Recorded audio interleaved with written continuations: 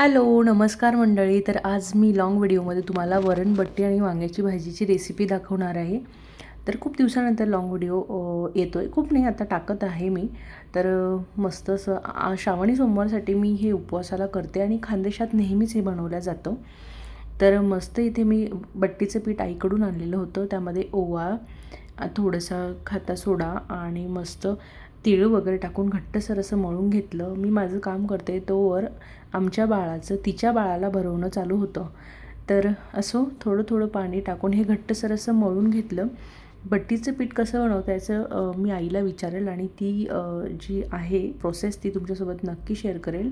तुम्ही बघू शकता नॉर्मल आपला जो कणिक असते किंवा पीठ असतं त्यापेक्षा हे थोडंसं घट्ट मी मळलं आणि याला काही जास्त वेळ ठेवायची गरज नाही आहे. 2-5 मिनटं ठेवलं की झालं. आणि मी हे इडली पात्रामध्ये ठेवणार होते, कारण इडली पात्रामध्ये ना पटकन असं होतं आणि प्रोसेस पण एकदम इझी आहे. अगदी 8 मिनटात वाफवून घ्यायच्या आणि खूप सुंदर खुसखुशीत होतात. तर हे छोटे छोटे गोळे मी त्याचे काढले आणि थोडं घट्ट असल्यामुळे गोळे बनवायला थोडा वेळ लागतो. तर हे सगळे गोळे काढून घेतले आणि इडलीच्या पात्राला मस्त असं तेल वगैरे लावलं आणि या साईजचे गोळे, कारण पात्रामध्ये मावले पाहिजे म्हणून. तर असं तेल लावून मी ते सगळे त्यामध्ये ठेवले आणि फक्त 8 मिनिट त्याला वाफवून घेतलं. तर मला प्रचंड अशी बट्टी आवडते आणि ऑथेंटिक बट्टी खूप आवडते. पंक्तीतली तर तुम्ही विचारू नका. तुम्ही खानदेशात गेले असेल तर नक्कीच तिकडे खाल्ली असेल. त्या लोकांचं सगळ्यात आवडतं जेवण ते आहे. आणि मी बऱ्याचशा व्लॉगमध्ये सांगितलेलं आहे की मी शिकायला तिकडेच होते, जळगावला. तर मला त्याची विशेष आवड आहे.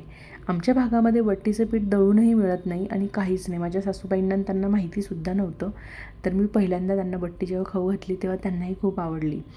तर तुम्ही बघू शकता असे कोणत्याही शेपमध्ये ते कट करून घ्यायचे आणि असे खुसखुशीत मस्त तळून घ्यायचे. हे नुसतं असं खायलासुद्धा छान वाटतं, छान लागतं. लहान मुलं पण आवडीने खातील. त्यानंतर मी यासोबत बनवणार होते घोटलेल्या वांग्याची भाजी. तर घोटलेल्या वांग्याची भाजी पण एकदम इझी आहे आणि साधी जी आपण नेहमी भाजी करतो त्यापेक्षा काहीतरी वेगळं. त्यासाठी छान असं पाण्यामध्ये मी मीठ घालून घेतलं. सगळी वांगी स्वच्छ धुवून घेतली आणि ती कापली आणि त्या पाण्यामध्ये टाकली. त्यासाठी मला लागणार होतं, आपण एक छोटासा वाटण बनवूया. वाटणासाठी कोथिंबीर, हिरव्या मिरच्या, लसूण आणि आलं. तर हिरव्या मिरच्या जास्त घ्यायच्या, म्हणजे थोडीशी तिखट असते ही भाजी. मस्त जिऱ्याची आणि कढीपत्त्याची फोडणी द्यायची. वरतून थोडंसं हिंग घालायचं आणि वाटलेलं वाटण त्यामध्ये घालायचं. जेवढं वाटण तुम्ही छान अशा गरम तेलात टाकणार ना, त्याचा तडका छान बसतो आणि टेस्ट छान येते. आणि यामध्ये मी मसाला कोणताच घातलेला नव्हता, फक्त हळद आणि धना पावडर तुम्ही बघू शकता. छान ते परतवून घेतलं आणि त्यामध्ये जी कापलेली वांगी होती ती घातली आणि 2 शिट्ट्या काढल्या. इतक्या सुंदर वांग्याची भाजी होते ही. आणि अर्धा ग्लास पाणी घालायचं आहे. अर्धा ग्लास पाणी घालून छान अशी मऊसूत शिजवून घ्यायची आहे. माझ्याकडून पाणी थोडंसं कमी पडलं होतं, पण टेस्ट अप्रतिम होती. आणि ह्या भाजीला ना थोडंसं तेल आणि तिखटचं प्रमाण जास्त असतं. तुम्ही बघू शकता. बाय बाय, भेटूया नेक्स्ट व्लॉगमध्ये.